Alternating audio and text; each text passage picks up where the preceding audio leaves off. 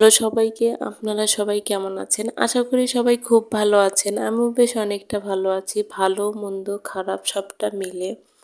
জানি ভিডিও করতে ইচ্ছা করতেছে না, ভিডিও এডিট করতে ইচ্ছা করতেছে না, ভিডিও ছাড়তেও ইচ্ছা করতেছে না, কিন্তু আমি বাধ্য। কারণ হয়তোবা অনেকেই জানেন আমি কয়েকদিন হলো সব সেটআপ পেয়ে গেছি, এক কথায় ইনস্টিমেট, অ্যাডস অন রিলস। সেটআপটা পাওয়ার কারণে আসলে আমাকে পেজে অ্যাক্টিভ থাকা, প্রতিদিন পেজে ভিডিও দেওয়া, এটা আমার একদম বাধ্যতার মধ্যে পড়ে।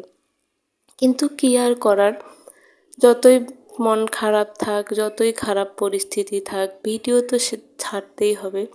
আজকে আপনাদের কাছে একটা রিকোয়েস্ট অবশ্যই করব, আমার এই ভিডিওটা যদি আপনাদেরকে একটু হলেও ভালো লাগে অবশ্যই শেয়ার করে দিবেন আর আমার পেজের একটু পাশে থাকবেন।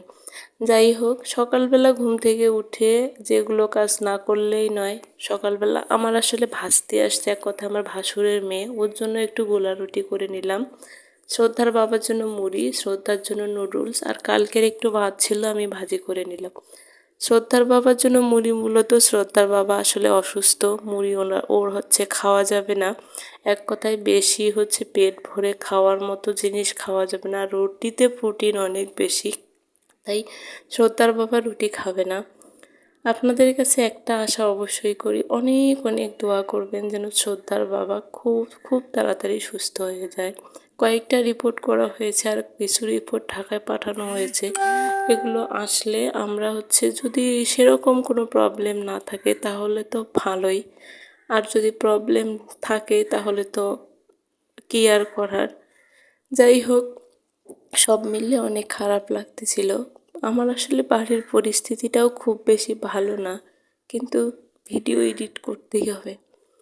এই ভিডিওটা এডিট করার জন্য অনেকবার চেষ্টা করতেছি, ভয়েস দিতে অনেক চেষ্টা করতেছিলাম, কিন্তু আসলেই কেন জানি মনে হয় আমি আসলে অনেক কষ্টে আছি।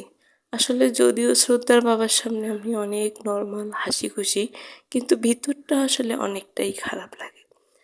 যাই হোক, আমার আসলে এই এত বড় যে পৃথিবী আছে, এই পৃথিবীতে সেরকম কেউ নাই বললেই চলে। একজন আছে বাবা নামক একটা বটগাছ, যেটা আমার জীবনে এতপ্রেতভাবে জড়িয়ে আছে। বটগাছ এর ছায়াটা যদি না থাকতো হয়তো বা অনেক আগেই হারিয়ে যেতাম।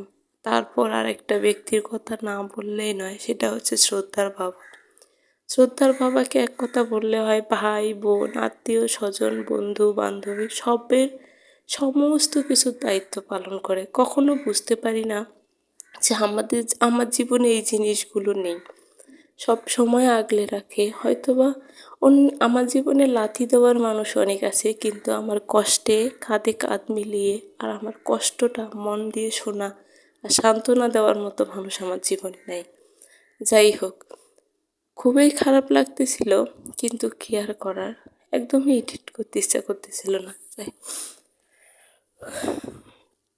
এই ভিডিওটা করতে করতে একটা কথা না বললেই নয়। আজকের রান্নাটা একদমই খুবই নর্মাল, আদা জিরা বাটা দিয়েই করেছি, সেরকম কিছুই দেইনি।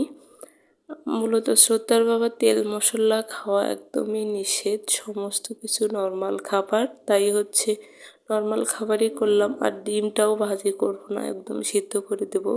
মূলত এইভাবেই খেতে হবে কিছুদিন, যতদিন না পর্যন্ত রিপোর্ট বের হচ্ছে আর যতদিন না পর্যন্ত আমরা ঠিকঠাক একটা ডিসিশন নিতে পারতেছি, অতদিন পর্যন্ত এরকমই চলতে হবে।